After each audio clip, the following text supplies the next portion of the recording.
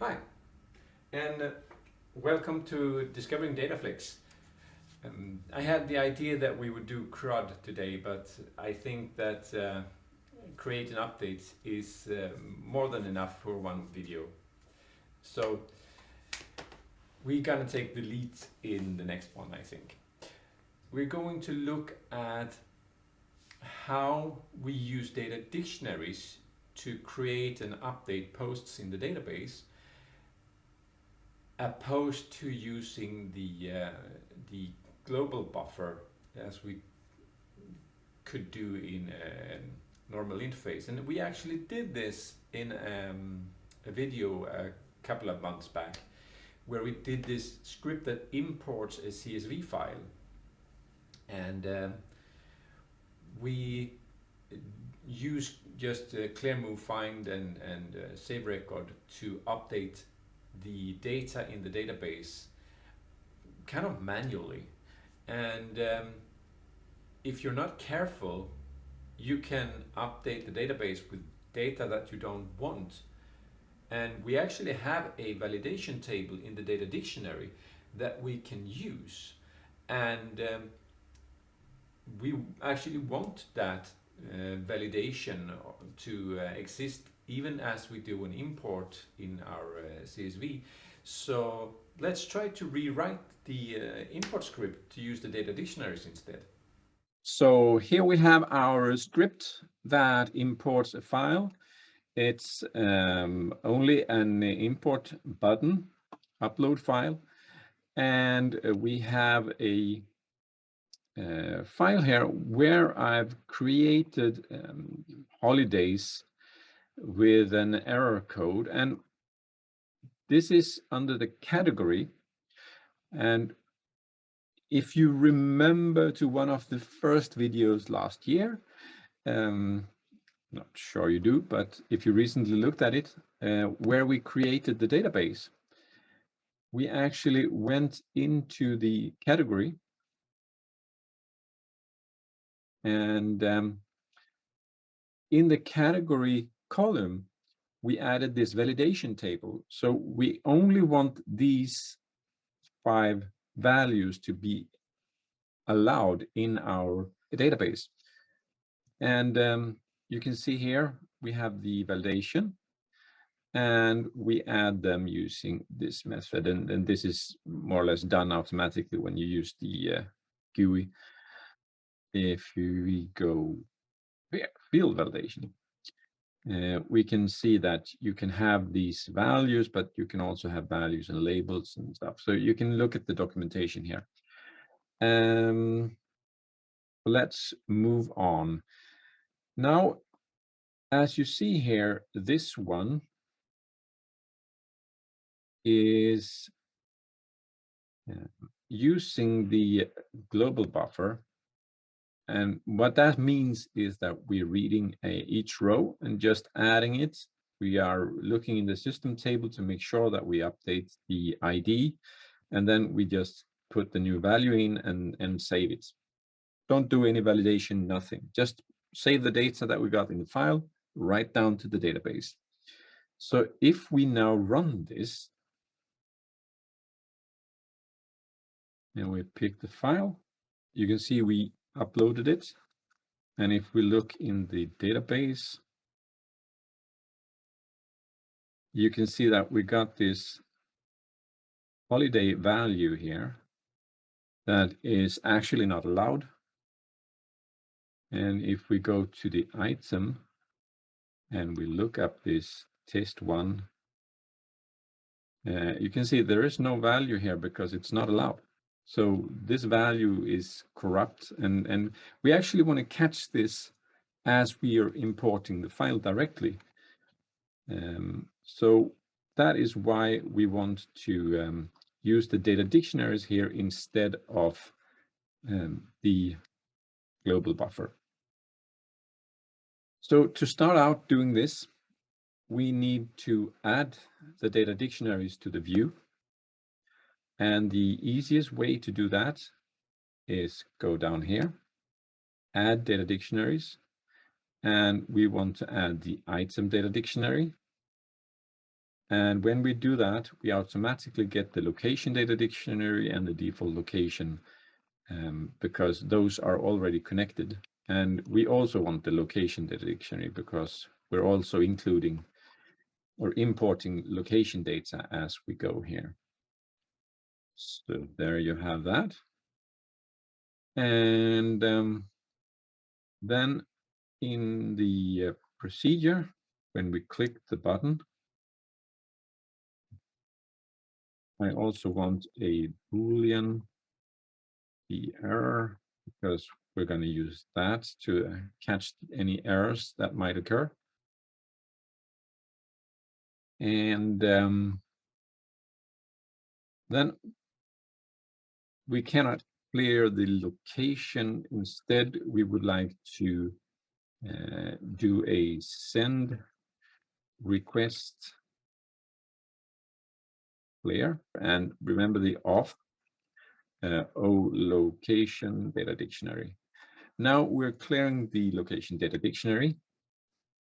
And then we want to move this to the location, and we still want to do that because when you do a find, it's actually working on the global buffer. So we're going to keep that.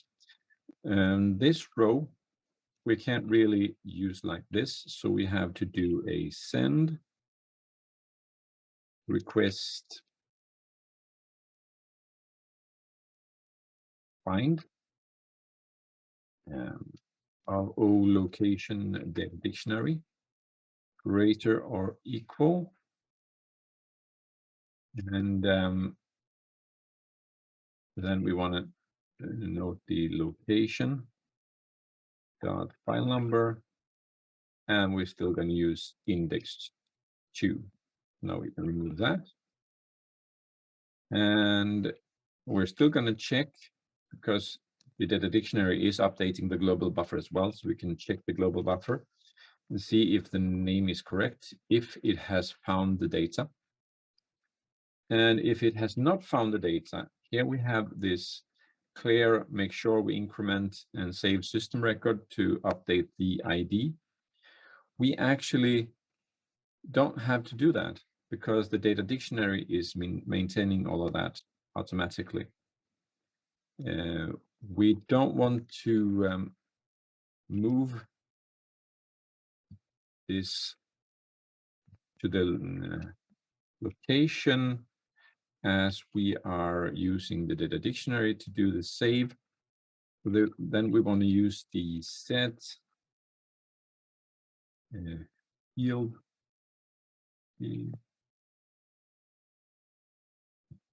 change value so that we indicate that we have changed something in the data dictionary of O location data dictionary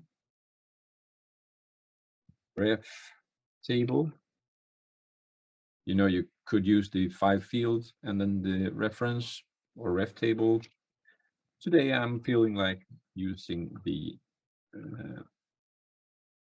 ref table, and we have the location name 2, and then we have our nice function remove apostrophes from string.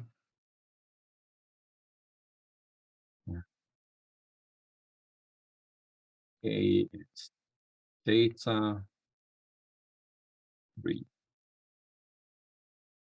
and there you go. A little bit more to write on that, but we are going to make up for that in the end. And the counter, we want to increase the counter as well because we're adding a new item to this position. And so that's why we want to set the file field of value or change value item counter to 0. This is the default value, so we really don't need to do this, but just to make sure that we have the correct value. And then we want to increment the item counter. But what will happen if we update the global buffer again? Well, this is not updating the data dictionary because in the data dictionary it still says 0. So if we save it, then we will overwrite the global buffer and we won't get any values. We need to update the global buffer here as well. So we're just going to do the same. We're going to set the item counter, set value item counter to the location item counter because we got the value in here, but we want to increase it with 1 and then set it to the data dictionary. Now we can do a send request save. Save a whole location. And that should be it. But we do want to validate.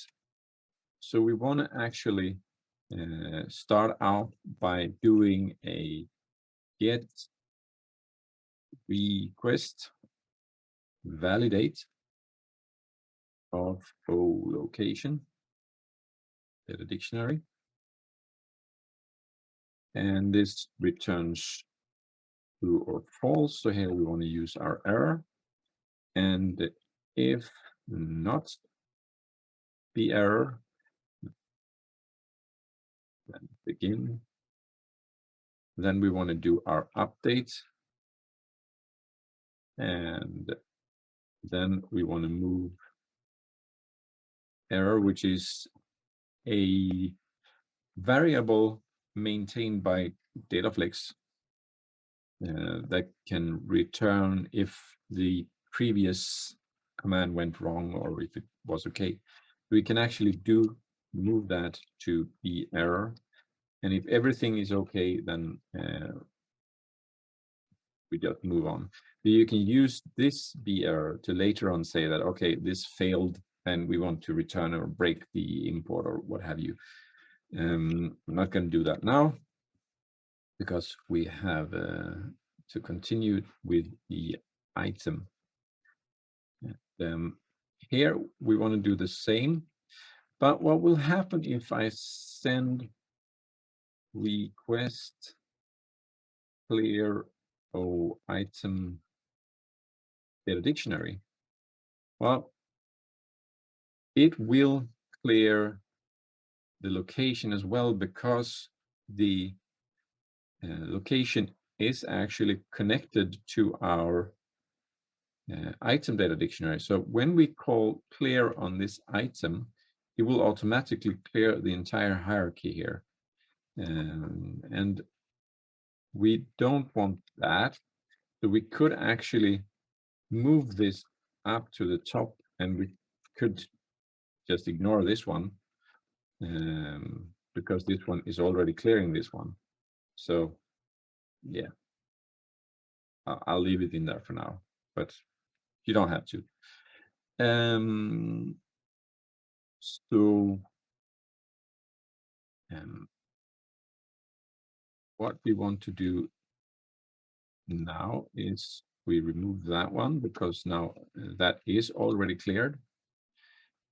And we do not have to move this system ID and maintain this thing.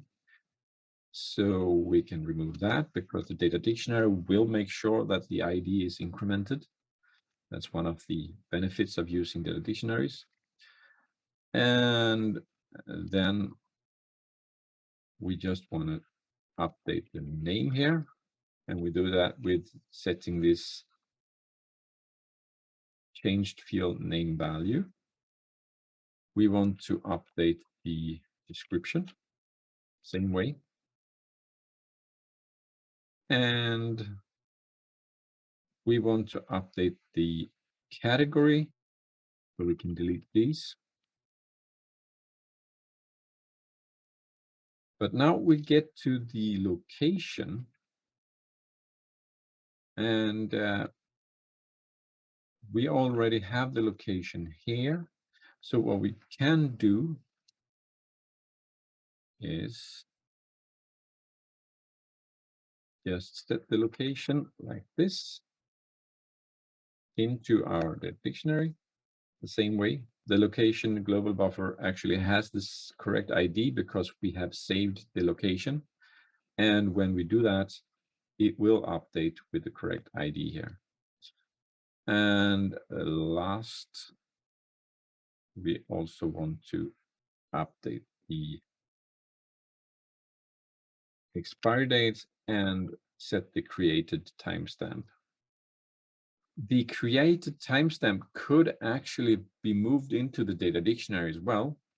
But that is something that we're going to look at in a later video when we do a deeper dive into some internal procedures inside the data dictionary. But right now we want to add this here. And instead of saving the record, we again want to do this get validates. But this time we want to do it of the item data dictionary, and the same here. Request save of item data dictionary. And with that, I would say that we're done. Now, I would like to remove the incorrectly entered data here. And we can, this that is gone, yes. And now let's run this and see what happens if we try to import data. Now we're getting an error where it says it's an illegal value for the category in the item. And of course, we can do stuff to make this a little bit clearer, but this is the default error that just comes right out of the box from the data dictionary, saying that there is an illegal value in the column category. And we can ignore the changes. So we don't want to update this table, and we check the database, and you can see that it has entered row 2 and 3, but ignored row 1. Okay. So now what we have to do is we want to go into our document and remove the incorrect value. And now we can upload the file again with the corrections. And there's no issue, and we can go into the database and see that all the 3 items has been added to our list. So this is a really neat way to get these errors. You can catch the errors and print them in some error log or send them in an email saying this import was incorrect if you run these imports during a batch job or something in the background. If you run it like this with a button where you upload the file manually, it's nice to just put the error into the message to the user, and the user can then update the file accordingly. So there's a lot of smart things that you can do with data dictionaries in this sense. Validation table is just one way. And there are a lot of things you can set up here. You can set required, you can set auto increment values, default values, and other things. There's also these validation processes, validation structure, validation field, that we are going to look at in later videos. But for now, just know that when you do these validation things in the data dictionaries, they will propagate out to every view and every import function and other features that you have in your application, so that you do not have to remember and think about them in everything you do to make sure that the data holds up. You put it in one place and make sure that the application has these rules, these business rules, and then it will work all over the place where you use the data dictionaries. So there you have it. The power of data dictionaries is that you can have your rules and your logic in a global place where those kind of restrictions affect every single view. And this is one of the great strengths with using data dictionaries to manage your data. As long as you update the data there, it will work in every view, in every import, in every other part of the application, as long as you're using the data dictionary method to update your data. That's all I had for you today. Next week we're going to delete some data, and if you like this video, you know what to do. See you. Bye bye.